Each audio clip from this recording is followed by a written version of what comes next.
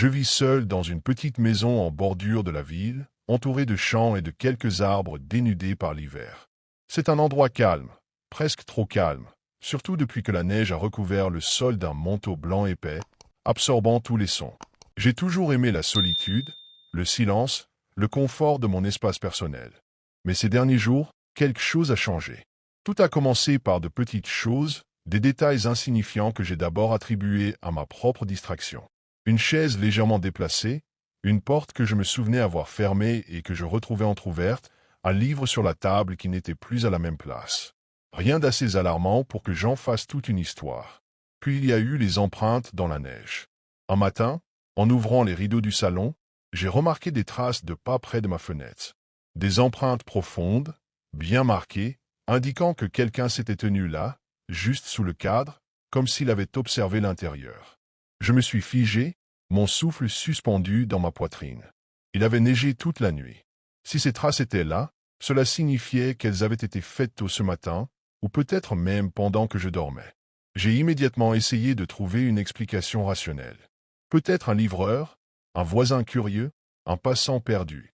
Mais une sensation persistante me rongeait de l'intérieur. Cette maison est isolée. Il n'y a aucune raison pour que quelqu'un vienne ici sans raison. Cette nuit-là, alors que je m'endormais, un frisson parcourut ma peau. J'avais l'impression, étrange et dérangeante, que quelqu'un me regardait. Mais quand j'ai ouvert les yeux, il n'y avait que l'obscurité silencieuse de ma chambre.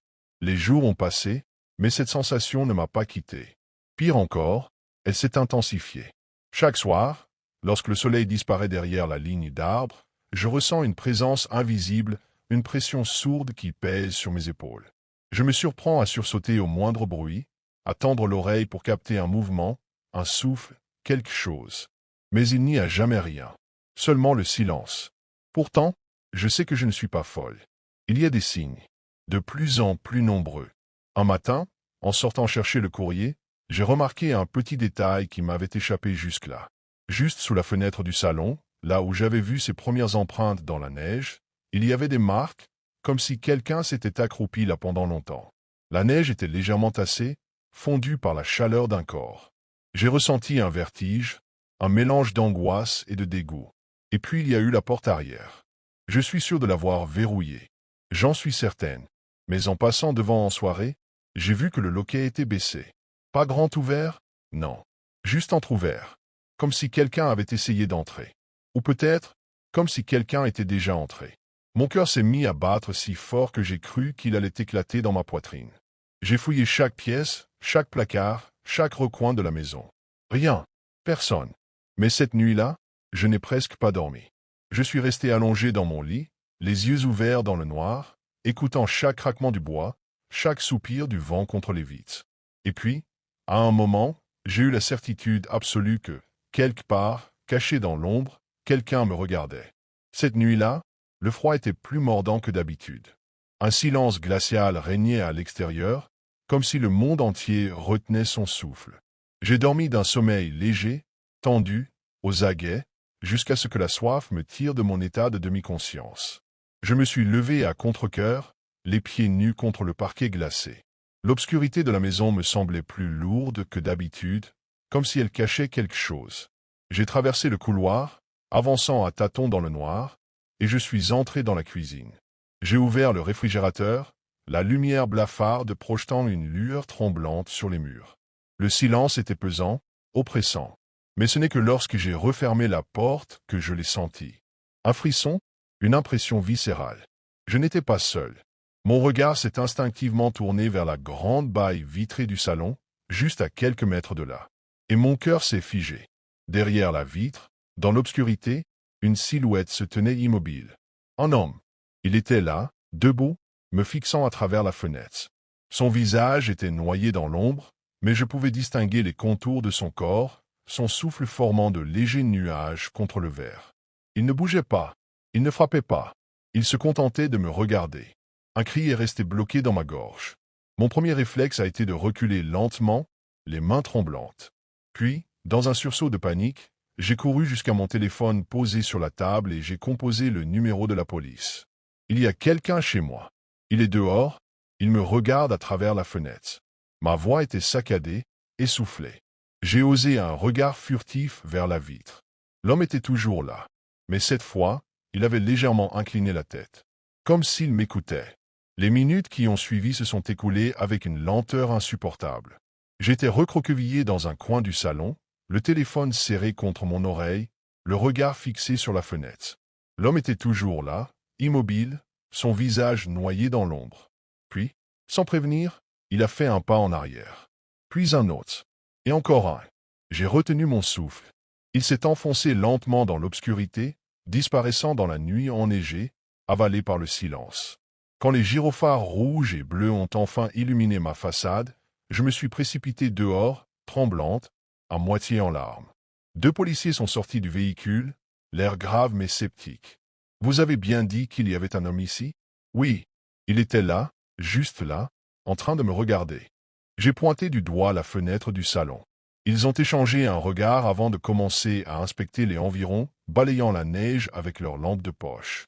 J'ai attendu sur le perron, les bras enroulés autour de moi, mon souffle saccadé se mêlant à l'air glacé. Après quelques minutes, l'un des policiers est revenu vers moi, son expression indéchiffrable. « On n'a trouvé personne, madame. Il n'y a pas de traces récentes autour de votre maison. » J'ai cligné des yeux, abasourdi. Ce n'est pas possible. Il était là, juste devant la fenêtre. Il y avait des empreintes. « Non, madame, » a insisté le policier. La seule chose qu'on a trouvée, ce sont des marques de mains sur la vitre. J'ai senti un frisson glacé me parcourir l'échine. Des marques de mains? Il a hoché la tête, les sourcils froncés. Oui, mais avec le froid qu'il fait, elles sont complètement sèches. J'ai mis quelques secondes à comprendre l'implication de ces mots. Ces marques n'avaient pas été faites ce soir. Elles étaient là depuis longtemps. J'ai passé le reste de la nuit enfermé chez moi, assis sur le canapé, incapable de dormir. Même après le départ des policiers, la sensation persistante d'être observé me collait à la peau. J'avais fermé tous les rideaux, verrouillé chaque porte, vérifié toutes les fenêtres. Mais cela ne changeait rien. Je savais, au plus profond de moi, que ce n'était pas fini. Au lever du jour, incapable de rester seul avec mes pensées, j'ai décidé de faire quelque chose pour me rassurer. Je devais voir ces marques de mes propres yeux. Mon cœur battait à tout rompre tandis que j'approchais lentement de la fenêtre du salon. De l'extérieur, sous la lueur blafarde du matin, on distinguait clairement les empreintes. Des traces de mains sales, avec des doigts longs et fins, pressés contre la vitre.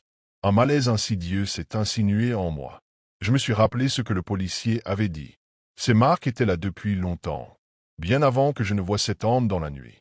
Un frisson glacé m'a parcouru. J'ai sorti mon téléphone, et les mains tremblantes, j'ai fait défiler les photos prises par l'agent hier soir. Et c'est là que je l'ai vu. Les empreintes, elles n'étaient pas sur l'extérieur de la vitre. Elles étaient à l'intérieur. Je n'ai pas eu le temps de réfléchir, pas eu le temps de fuir. Derrière moi, dans le silence oppressant de la maison, le plancher a craqué. Je n'ai jamais aimé rester seul à la maison la nuit. Ce n'était pas une peur enfantine, ni une angoisse irrationnelle, mais plutôt une gêne sourde, comme un frisson qui remontait lentement ma colonne vertébrale. Pourtant, ce week-end-là, je n'avais pas le choix. Mes parents étaient partis rendre visite à ma tante dans une autre ville, et moi, avec mes examens à préparer, j'avais préféré rester ici. La maison était plongée dans un silence pesant. Sans la présence habituelle de mes parents, chaque son semblait amplifié, chaque craquement du bois sous le vent résonnait comme un murmure à mes oreilles. Pour me rassurer, j'avais laissé quelques lumières allumées et allumé la télévision dans ma chambre, un vieux réflexe pour donner l'illusion que je n'étais pas totalement seul. Après un rapide dîner, je m'étais installé dans mon lit, ordinateur portable sur les genoux, prêt à regarder un film. Le genre de nuit parfaite, un thriller, des snacks, et personne pour me déranger.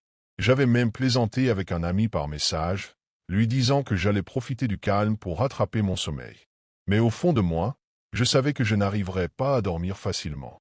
Il y avait quelque chose, une sensation indéfinissable qui planait dans l'air. Je repoussai ces pensées et mis mes écouteurs. Le film commença, et peu à peu, je me laissai happer par l'intrigue, oubliant le silence autour de moi.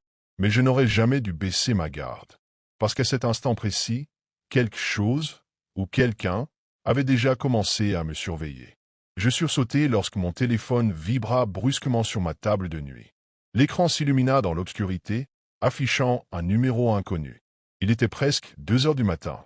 Qui pouvait bien m'appeler à une heure pareille? Hésitant, je décrochai et portai lentement le téléphone à mon oreille. Allô? Silence. Un silence pesant, presque oppressant, seulement troublé par un souffle lent et irrégulier. Une respiration. Quelqu'un était à l'autre bout du fil, mais il ne parlait pas. Allô? Répétai-je, un frisson me parcourant l'échine. Rien. Juste cette respiration rauque, profonde, si proche qu'elle me donnait l'impression que la personne était tout près de moi, cachée quelque part dans la maison. D'un geste nerveux, je mis fin à l'appel et laissai mon téléphone retomber sur mon lit. Mon cœur battait un peu plus vite, mais je tentais de me convaincre qu'il s'agissait d'une erreur, d'une mauvaise blague ou d'un abruti qui s'amusait à appeler au hasard. J'essayais de me reconcentrer sur mon film, mais 10 minutes plus tard, mon téléphone vibra de nouveau. Même numéro, même hésitation en moi. Cette fois, je refusai de décrocher. L'écran s'éteignit après quelques secondes, puis se ralluma presque aussitôt. Un nouvel appel, et un autre encore. À la troisième tentative, l'inquiétude se transforma en malaise. Mon doigt glissa sur l'écran et je décrochai à nouveau, la mâchoire crispée. Qui est-ce? Demandai-je d'une voix plus ferme. La respiration était toujours là. Plus forte, plus profonde. Puis, un déclic. Comme si quelqu'un bougeait légèrement le combiné de son côté. Mon estomac se noua. Je restai figé, incapable de bouger ou de parler. Finalement, l'appel se coupa brusquement, me laissant seul dans un silence assourdissant. Je fixai mon téléphone, le souffle court. Et si ce n'était pas une erreur? Et si quelqu'un essayait réellement de me joindre, non pas pour plaisanter, mais pour une toute autre raison, une raison bien plus inquiétante? Mes doigts tremblaient légèrement lorsque je reposai mon téléphone. Mon esprit tentait de rationaliser la situation. Un canular, un problème technique, peut-être un dérangé qui composait des numéros au hasard. Pourtant, une angoisse sourde me tenaillait l'estomac, refusant de disparaître. Par réflexe, je décidai de vérifier le journal des appels. Lorsque je vis l'origine des appels, mon souffle se bloqua dans ma gorge. Les numéros n'étaient pas inconnus. En réalité, ils venaient de chez moi. Plus précisément, du téléphone fixe de ma maison. Je restai pétrifié, mon regard rivé sur l'écran. Ce n'était pas possible. Le téléphone fixe était dans le salon, posé sur une petite table près du canapé. Il n'y avait personne d'autre ici. Absolument personne. Mon premier réflexe fut de me convaincre qu'il s'agissait d'un bug, peut-être un problème avec la ligne. Mais mon instinct me hurlait que ce n'était pas une erreur. Quelqu'un avait composé mon numéro depuis l'intérieur de la maison. Je tendis l'oreille, retenant presque ma respiration, essayant de percevoir le moindre bruit venant du rez-de-chaussée. Mais tout était silencieux. Beaucoup trop silencieux. Mon cœur battait à un rythme effréné dans ma poitrine. Devais-je descendre et vérifier? Ou devais-je faire comme si je n'avais rien vu et rester enfermé ici? Puis, le téléphone fixe sonna. Le son strident résonna dans toute la maison, me glaçant le sang. Je sursautai violemment, manquant de lâcher mon téléphone. C'était réel. Ce n'était pas un cauchemar, ni une hallucination.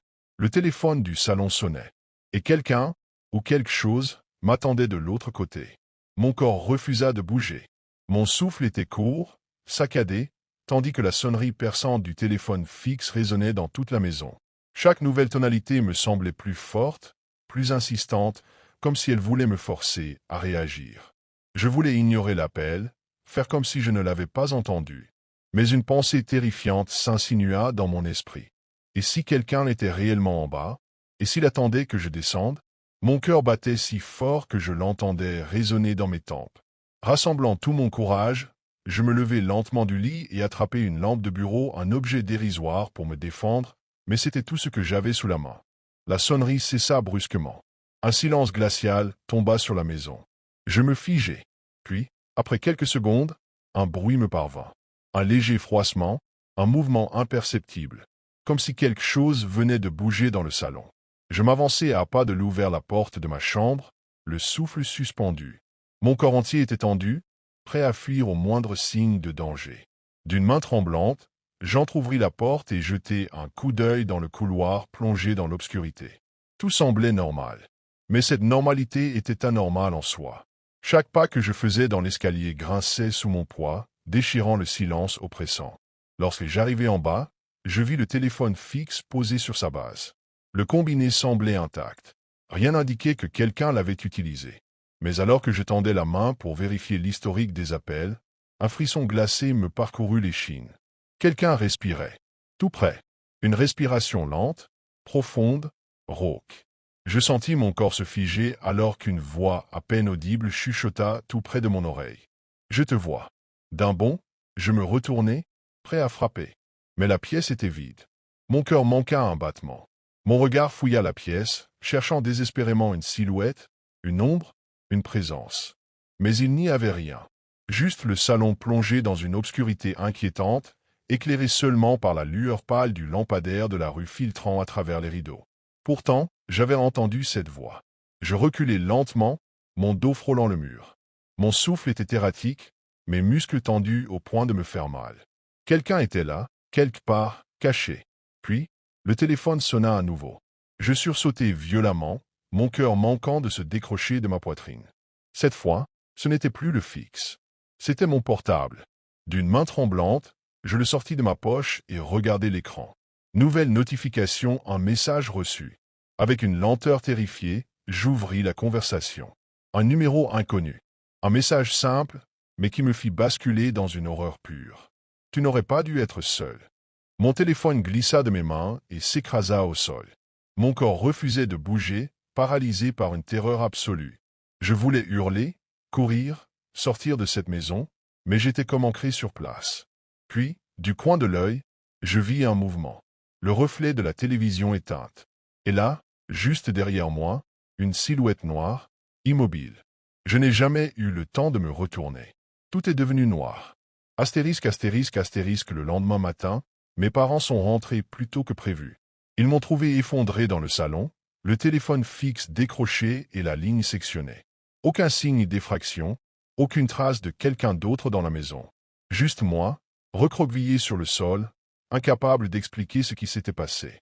Mais ce qui me hante encore aujourd'hui, ce n'est pas ce que j'ai vu cette nuit-là. C'est ce que j'ai entendu. Cette respiration. Elle n'était pas seulement au bout du fil. Elle était juste derrière moi, astérisque. Je suis enfin rentré chez moi. L'horloge numérique de la cuisine affichait 23h47. Une journée de travail interminable venait de s'achever et chaque muscle de mon corps criait de fatigue. J'ai poussé un soupir en refermant la porte derrière moi, la verrouillant immédiatement avant de vérifier, par habitude, que la chaîne de sécurité était bien enclenchée. J'ai parcouru mon petit appartement du regard, m'assurant que tout était à sa place. Tout semblait normal. J'ai laissé tomber mon sac sur la table du salon et retiré mes chaussures, savourant le contact frais du parquet sous mes pieds. Mon reflet fatigué dans le miroir de l'entrée me renvoya une image défaite. Cernes creusées, cheveux en bataille, épaules affaissées. J'avais juste envie de dormir. Sans perdre de temps, je suis allé dans la salle de bain, ouvrant le robinet d'eau chaude. La vapeur a rapidement envahi la pièce tandis que je me déshabillais lentement. Sous le jet brûlant, je me suis laissé aller, fermant les yeux un instant. L'eau glissait sur ma peau, apaisant la tension accumulée dans mes muscles. Une fois sorti, j'ai enfilé mon vieux t-shirt et un short confortable, puis je me suis dirigé vers ma chambre, éteignant chaque lumière sur mon passage. Avant de me glisser sous les draps, j'ai jeté un dernier coup d'œil à la porte de ma chambre et d'un geste machinal, je l'ai fermée. Le silence rayait dans l'appartement. Seul le bruit lointain d'une voiture passant dans la rue troublait l'atmosphère paisible. Blotti sous ma couverture, j'ai laissé mon corps s'abandonner à la fatigue, mes paupières se fermant doucement. Quelques secondes plus tard, je sombrais dans un sommeil profond. Je ne sais pas exactement ce qui m'a réveillé. Peut-être un bruit sourd dans le couloir. Peut-être une sensation étrange, un pressentiment glacial qui m'a fait émerger du sommeil en sursaut. Mon cœur battait un peu trop vite pour une raison que je ne comprenais pas encore. Allongé sur le côté, je suis resté immobile, les yeux ouverts dans l'obscurité. Mon appartement était d'un calme absolu. J'ai tendu l'oreille, cherchant à capter le moindre son. Mais tout ce que j'entendais, c'était ma propre respiration, légèrement accélérée. Puis, un léger grincement. Mon sang s'est glacé. C'était discret, presque imperceptible, mais suffisant pour me tétaniser. Ce n'était pas un bruit de canalisation, ni le craquement habituel du bois qui travaille. C'était quelque chose de plus tangible, plus proche.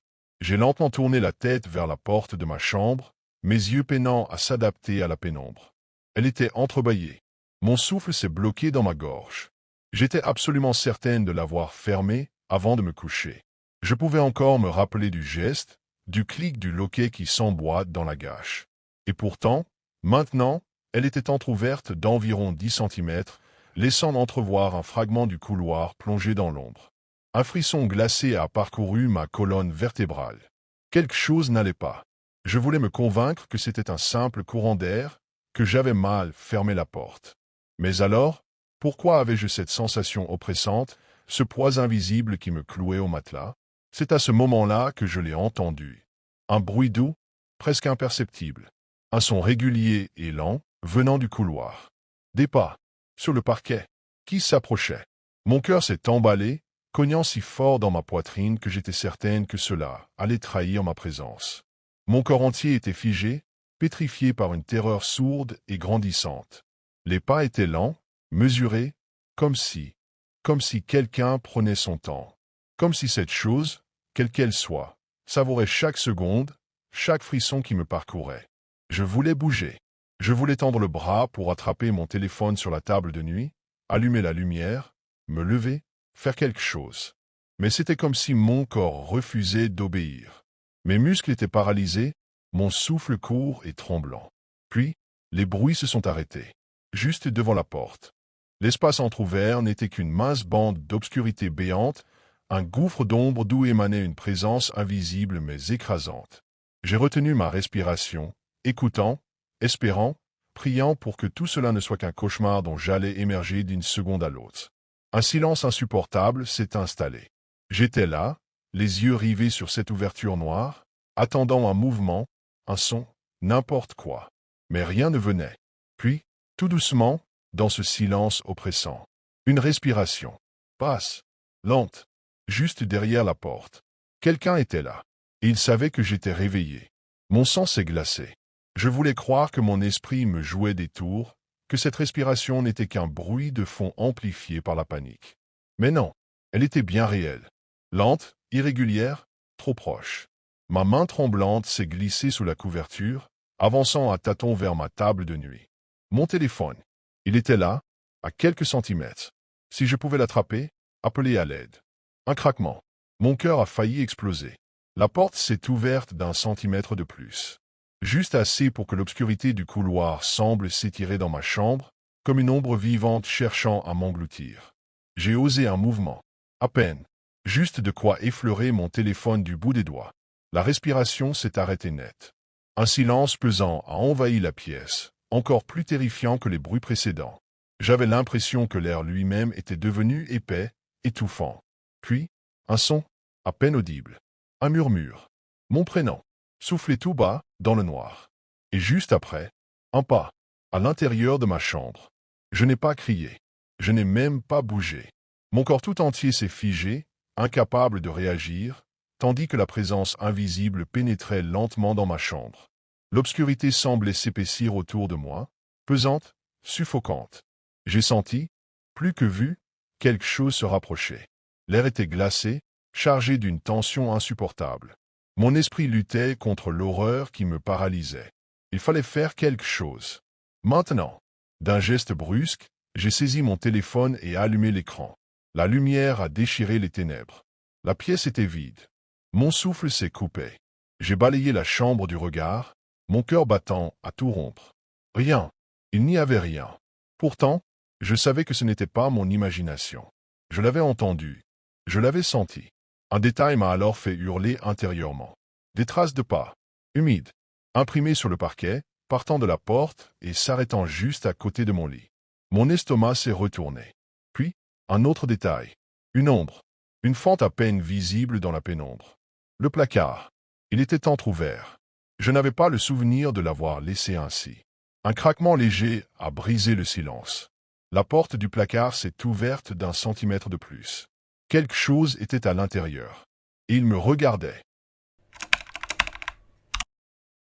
Je m'appelle Thomas, et il y a quelques semaines, j'ai emménagé dans un nouvel appartement.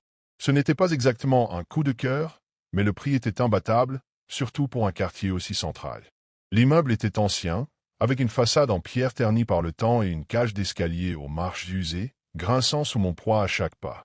Dès mon arrivée, une étrange impression m'a envahi. Ce n'était pas un sentiment de peur, mais plutôt une sensation diffuse d'inconfort, comme si l'endroit portait encore les traces invisibles de ses anciens occupants. L'air était légèrement humide, chargé d'une odeur de renfermé et d'un parfum indéfinissable, presque organique, qui me rappelait vaguement la terre après la pluie. Mon appartement était petit, mais fonctionnel. Un salon exigu, une chambre sobre, une cuisine minuscule et une salle de bain étroite où trônait un grand miroir au-dessus du lavabo. J'ai passé ma première journée à ranger mes affaires, tentant d'ignorer le silence pesant qui régnait autour de moi. Mes voisins, s'il y en avait, semblaient fantomatiques. Aucun bruit de conversation derrière les murs, aucun son de télévision ou de pas dans le couloir. Juste un calme oppressant, presque artificiel. Le soir venu, alors que je m'installais sur mon matelas encore posé à même le sol, une légère angoisse s'est insinuée en moi. C'était stupide, bien sûr. Juste le stress du déménagement, le changement d'environnement. Pourtant, je ne pouvais m'empêcher de ressentir cette sensation étrange. Comme si l'appartement me scrutait en retour.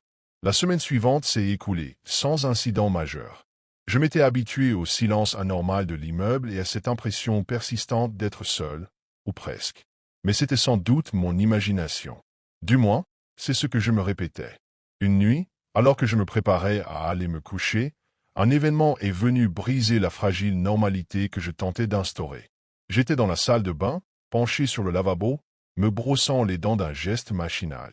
La lumière blafarde du plafonnier jetait des ombres étranges sur le carrelage blanc. Et c'est là que je l'ai vu. Dans le miroir, juste derrière moi, une silhouette floue a glissé d'un coin de la pièce à l'autre. Mon sang s'est glacé instantanément. J'ai senti mon cœur rater un battement alors que je me retournais d'un geste brusque. Rien.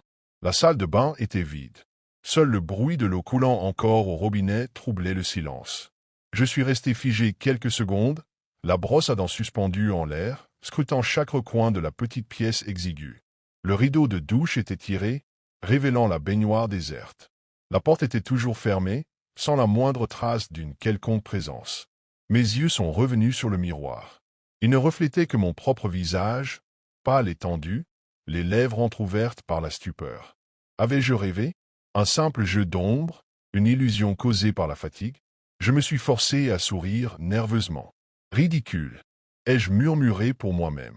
Mais en quittant la salle de bain, une angoisse sourde s'était installée en moi. Comme si quelque chose, quelque part, avait bougé sans que je ne le voie.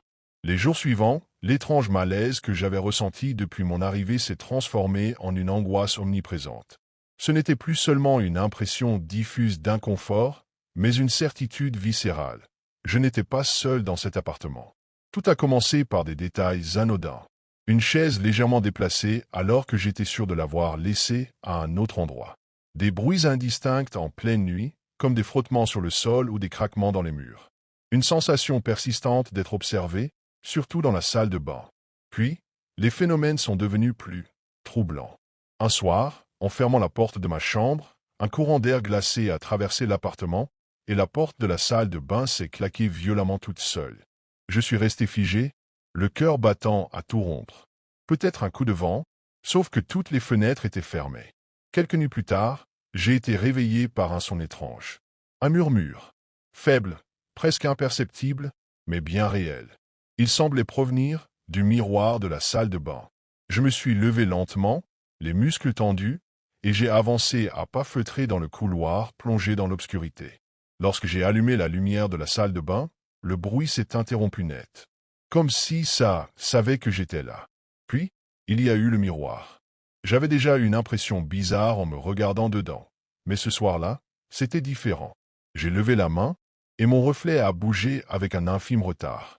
Une fraction de seconde à peine, mais c'était suffisant pour que mon cerveau le perçoive. J'ai reculé, une sueur froide coulant dans mon dos. J'ai refait le test, bougeant lentement mes bras, inclinant la tête, le décalage était toujours là. Mon reflet n'était pas en phase avec moi. Ce n'était plus un simple malaise. Ce n'était plus une illusion. Quelque chose d'autre habitait ce miroir. Et ça me regardait. J'ai passé la nuit éveillé, incapable de fermer l'œil. Chaque fois que je sombrais dans un demi-sommeil, une sensation oppressante m'étreignait, comme si quelque chose rôdait tout près. attendant que je sois vulnérable. Au petit matin, une certitude s'était imposée. Je devais comprendre ce qui se passait dans cet appartement. J'ai commencé par fouiller sur Internet, recherchant des informations sur l'immeuble. Peu de résultats. Quelques articles mentionnaient son ancienneté, sa construction remontant à plusieurs décennies, mais rien d'anormal. Pourtant, en creusant davantage, un détail a retenu mon attention. Un ancien locataire avait mystérieusement disparu. Aucun signe d'effraction, aucune trace de départ volontaire. Juste, volatilisé. Je suis allé voir la concierge, une femme âgée au regard fuyant, qui m'a simplement dit qu'elle ne savait rien.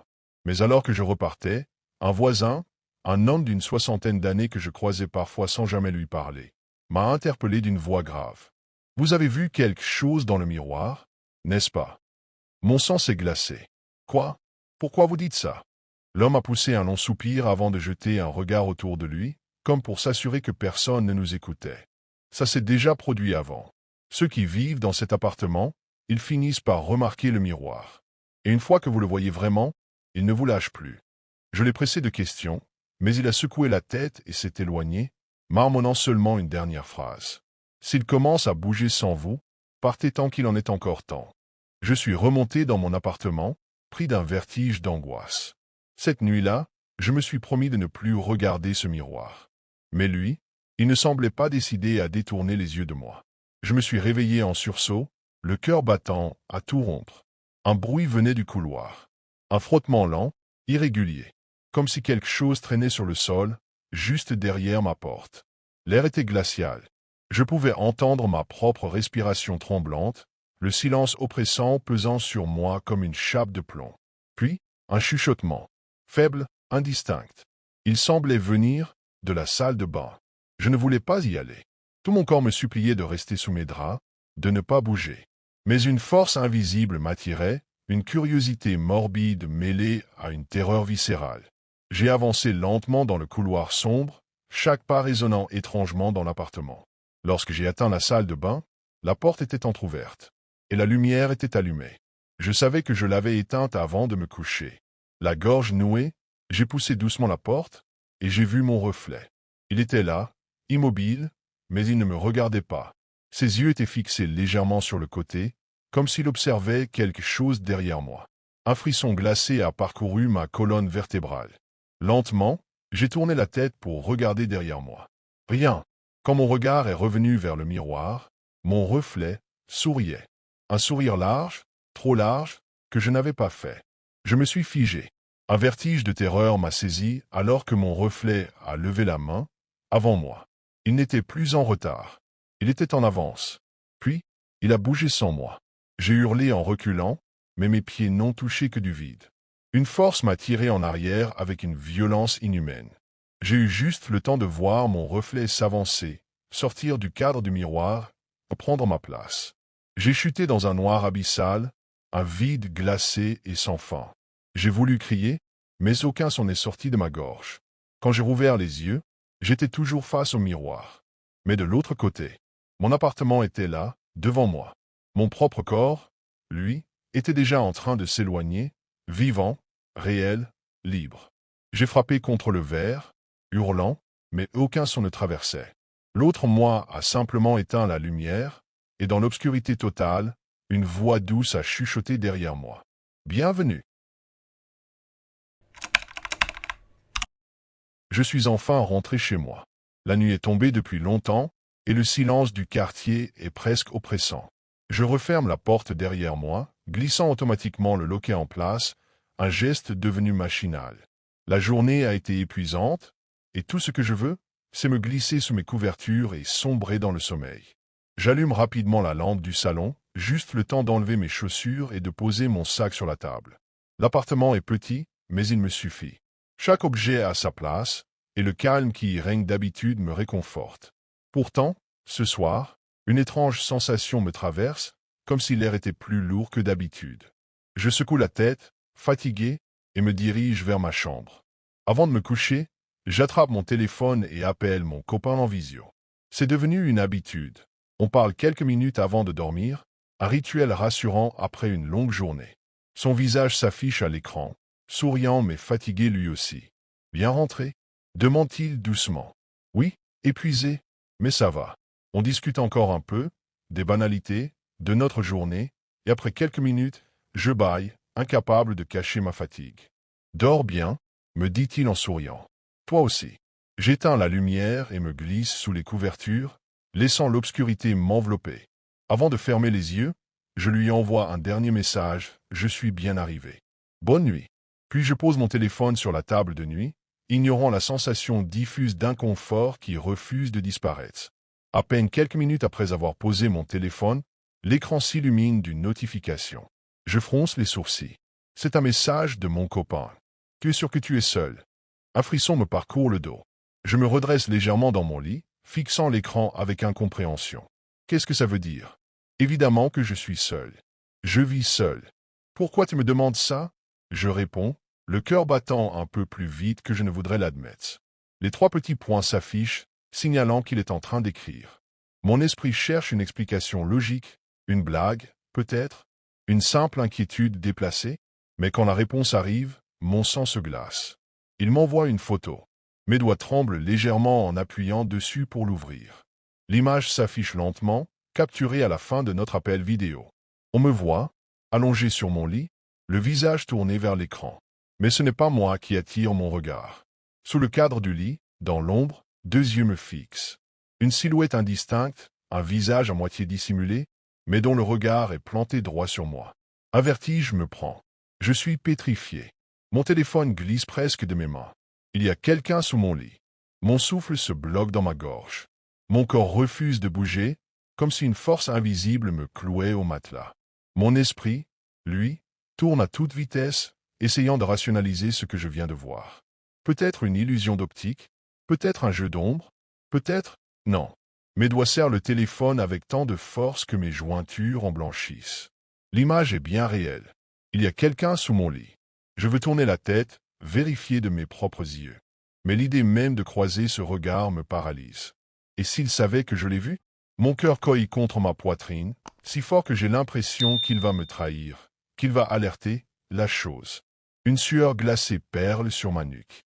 Je tends l'oreille, retenant mon souffle, espérant, priant pour n'entendre que le silence. Mais non, un bruit, un frottement lent, infime, juste en dessous de moi.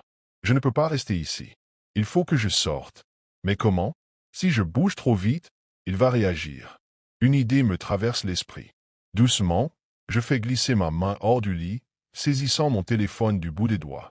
Je l'incline, activant discrètement l'appareil photo en mode selfie.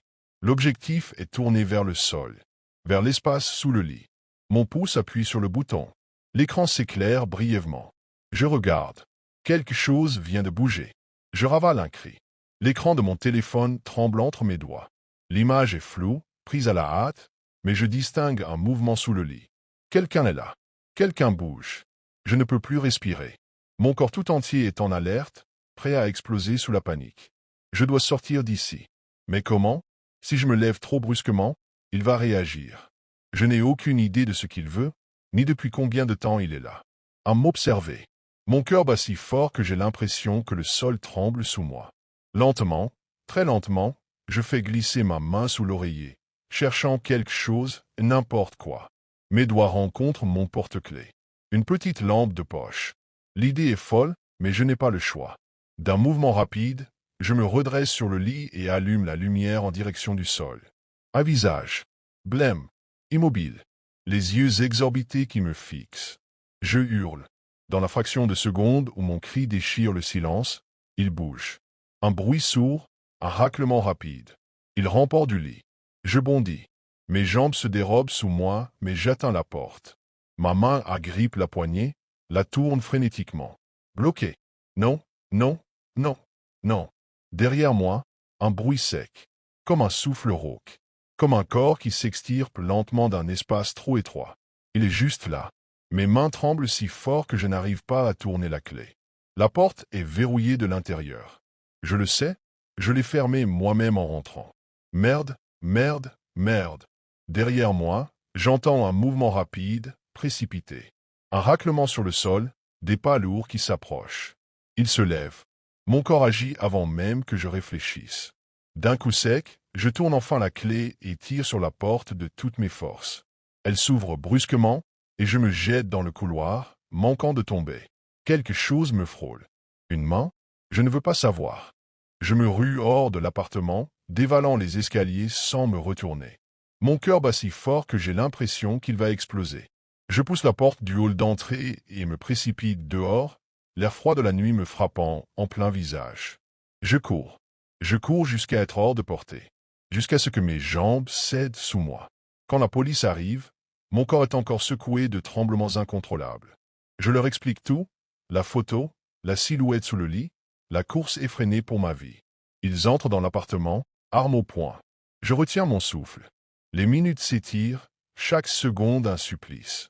Puis, enfin, un officier ressort. Son visage est grave. On n'a trouvé personne. Un frisson me traverse. Mais, sous votre lit, on a trouvé ça. Il me montre un objet sous plastique. Un téléphone. Un modèle que je ne reconnais pas. Je déglutis. L'agent appuie sur l'écran. Il s'allume, dévoilant la galerie d'images. Des dizaines de photos. Des photos de moi. En train de dormir.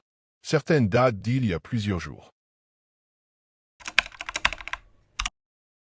Je venais à peine de poser mes valises dans cette vieille maison que j'avais achetée à un prix étrangement bas. L'agent immobilier m'avait parlé de son âge avancé, des grincements typiques du bois et des ajustements naturels de la structure, comme pour justifier le fait qu'elle ait été sur le marché si longtemps. Je n'avais pas posé de questions. À vrai dire, je cherchais juste un endroit tranquille pour recommencer ma vie. La première nuit, une fatigue accablante m'a poussé à me coucher tôt. Allongé dans mon lit, j'écoutais le silence pesant de la maison. Puis, doucement, des petits craquements se sont fait entendre. Des bruits anodins, presque réconfortants, comme si la maison s'étirait après des années d'inaction. Rien d'inquiétant, jusqu'à ce que j'entende autre chose. D'abord, un bruit sourd, comme un pas lourd sur le parquet de l'étage. Puis un autre. Mon cœur s'est mis à battre plus vite. Je suis resté figé, retenant ma respiration. Il y avait quelqu'un là-haut. J'ai tendu l'oreille, cherchant à identifier la provenance exacte du bruit. Soudain, un raclement long et traînant résonna dans la maison, comme si un meuble était déplacé. J'ai attrapé mon téléphone, prêt à allumer la lampe torche, mais tout s'est arrêté net. Plus un bruit. Seul le silence absolu m'enveloppait à nouveau. J'ai attendu quelques minutes, la gorge nouée, avant de me convaincre que ce n'était rien de plus que le bois qui travaillait. Après tout, c'était une maison ancienne, et l'agent m'avait prévenu. Tournant le dos à mon inquiétude, je me suis enfoncé sous les couvertures et fermé les yeux. Mais une étrange sensation d'être observé m'a empêché de trouver le sommeil. Les nuits suivantes, les bruits sont revenus. D'abord sporadiques, comme ces premiers craquements que j'avais attribués au bois de la maison, puis de plus en plus clairs, plus insistants. À chaque fois, cela commençait de la même manière. Un silence pesant, suivi d'un pas lourd sur le parquet de l'étage, puis un autre. Comme si quelqu'un marchait lentement, délibérément, là-haut. Je me levais parfois, armé de mon téléphone, et montais les escaliers prudemment, le souffle court. À chaque fois, je ne trouvais rien. Les pièces restaient vides, figées dans leur immobilité poussiéreuse. Pourtant, chaque nuit, j'entendais ces pas revenir, de plus en plus distincts. Une nuit, alors que je restais allongé dans mon lit, trop fatigué pour me lever, j'ai entendu quelque chose de différent. Ce n'était plus seulement des pas, mais un frottement prolongé, comme si un meuble massif était traîné sur le sol. Le bruit était insoutenable, grinçant, comme si on forçait une armoire lourde à glisser sur le parquet sans la soulever.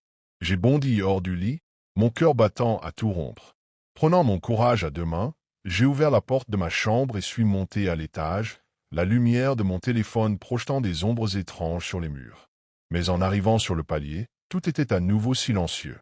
Pas un meuble déplacé, pas la moindre trace d'un intrus. Juste cette atmosphère lourde, oppressante, comme si la maison elle-même retenait son souffle. Je suis redescendu, encore secoué, et me suis recouché, mais cette fois, j'ai laissé la lumière allumée. Et pourtant, malgré cette maigre lueur rassurante, une angoisse rampante me rongeait. Quelque chose clochait dans cette maison, et j'étais presque sûr que je n'étais pas seul. Cette nuit-là, je me suis endormi plus tôt que d'habitude, épuisé par le stress accumulé des jours précédents. Mais mon sommeil n'a pas duré longtemps. Un fracas assourdissant m'a tiré violemment du sommeil, comme si un meuble venait d'être renversé ou projeté contre un mur. Mon cœur a raté un battement. J'ai bondi hors du lit, haletant, l'adrénaline me submergeant en un instant. Le bruit était si fort qu'il ne pouvait pas être le fruit de mon imagination. Cette fois, il y avait vraiment quelque chose, ou quelqu'un. La gorge nouée, j'ai tendu la main vers l'interrupteur et allumé la lumière. Une vague d'angoisse m'a submergé dès que mon regard a balayé la pièce. Toutes les portes des armoires et des tiroirs étaient grandes ouvertes, comme si quelqu'un, ou quelque chose, avait fouillé méthodiquement chaque recoin, laissant tout béant, exposé. Un frisson glacial a parcouru mon échine. Mon cerveau tentait désespérément de trouver une explication rationnelle, mais aucune ne tenait debout. Un cambriolage? Impossible, les fenêtres et la porte d'entrée étaient verrouillées. Un tremblement de terre? Rien d'autre dans la maison n'avait bougé. Je me suis avancé lentement, retenant mon souffle, et ai scruté chaque meuble, chaque coin d'ombre. Un silence oppressant régnait, encore plus terrifiant que le vacarme qui m'avait réveillé. C'est alors que je l'ai remarqué. Un courant d'air étrange, presque imperceptible, venant du couloir. Mon cœur tambourinant dans ma poitrine, j'ai fait un pas en dehors de ma chambre et me suis dirigé vers la salle de bain. La porte était entr'ouverte. L'air y était plus froid qu'ailleurs, comme si la température avait chuté brutalement. Et puis, je l'ai vu. Sur le miroir embué, comme si une main invisible l'avait tracé du bout des doigts, une phrase glaçante était apparue. « Tu ne devrais pas être ici. » Ma vision s'est brouillée un instant, mon souffle s'est coupé. Mon corps refusait de bouger, paralysé par la peur. Quelqu'un était là, et ce quelqu'un voulait que je parte. Mes mains tremblaient tandis que mon regard restait figé sur ces mots tracés sur le miroir. « Tu ne devrais pas être ici. » Mon esprit vacillait entre la panique et l'incrédulité. Était-ce une mauvaise blague? Mais qui aurait pu entrer chez moi? J'étais seul, je l'avais toujours été. Pourtant, quelqu'un ou quelque chose avait laissé ce message. Un frisson glacé a parcouru ma colonne vertébrale. L'air était anormalement froid dans la salle de bain, chargé d'une présence invisible mais oppressante. Chaque instinct en moi me hurlait de fuir. Mais mes jambes refusaient de bouger. Soudain, un bruit sec a retenti derrière moi. Un claquement net, comme une porte qu'on referme brusquement. Je me suis retourné d'un bond, le cœur au bord des lèvres. Le couloir était plongé dans l'obscurité, malgré la lumière de ma chambre restée allumée. L'ombre y était dense, presque palpable. J'ai inspiré profondément et ai osé avancer de quelques pas hors de la salle de bain, mes sens en alerte maximale. Le silence était absolu, trop absolu. Pas un grincement, pas un souffle de vent. Rien. Puis, un autre son a brisé l'immobilité de la nuit. Un léger grattement, quelque part à l'étage. Lent, irrégulier, comme si des ongles raclaient le bois du parquet. C'en était trop. J'ai couru vers ma chambre, attrapé mon téléphone et mes clés avec des gestes précipités, puis me suis rué vers la porte d'entrée. Mes mains tremblaient tellement que j'ai failli lâcher mes clés en déverrouillant la serrure. Quand j'ai enfin ouvert la porte, une bouffée d'air glacial m'a frappé. Sans réfléchir, j'ai franchi le seuil et refermé derrière moi, haletant, mes pensées en chaos total. J'étais dans cette maison depuis seulement quelques jours. Mais une chose était sûre, je ne passerai pas une nuit de plus ici. J'ai passé le reste de la nuit dans ma voiture, garée à quelques rues de la maison. Impossible de dormir. Mon esprit tournait en boucle, cherchant désespérément une explication logique à tout ce qui venait de se passer. Mais il n'y en avait pas. Au lever du jour, je suis allé à un café. Entre deux gorgées de caféine amère, j'ai commencé à chercher des informations sur la maison. Son adresse me donnait des frissons rien qu'à l'écrire dans la barre de recherche. C'est alors que je suis tombé sur un vieil article de journal. Mon estomac s'est noué en voyant la photo en noir et blanc d'un homme d'âge moyen, au regard grave. Selon l'article, il avait vécu dans ma maison, jusqu'à ce qu'il disparaisse sans laisser de traces, il y a plusieurs années. Aucune explication, aucune piste. Juste une maison laissée vide, jusqu'à ce qu'elle soit revendue. J'ai fermé mon ordinateur brutalement. L'air me manquait. Je n'avais plus qu'une idée en tête, récupérer mes affaires et partir pour de bon. L'après-midi, je suis retourné à la maison, crispé, le cœur battant à un rythme effréné. Tout était silencieux en entrant. Trop silencieux. J'ai parcouru rapidement les pièces, rassemblant mes vêtements et mes affaires éparpillées. Je n'avais pas l'intention d'y rester plus longtemps que nécessaire. Mais alors que je refermais ma valise, un frisson d'horreur m'a parcouru. Juste derrière moi, tout près de mon oreille, une voix a chuchoté. Un murmure rauque, glacial. Tu es encore là. Je n'ai pas réfléchi. J'ai attrapé mes affaires et me suis rué dehors, claquant la porte derrière moi. Je ne suis jamais revenu.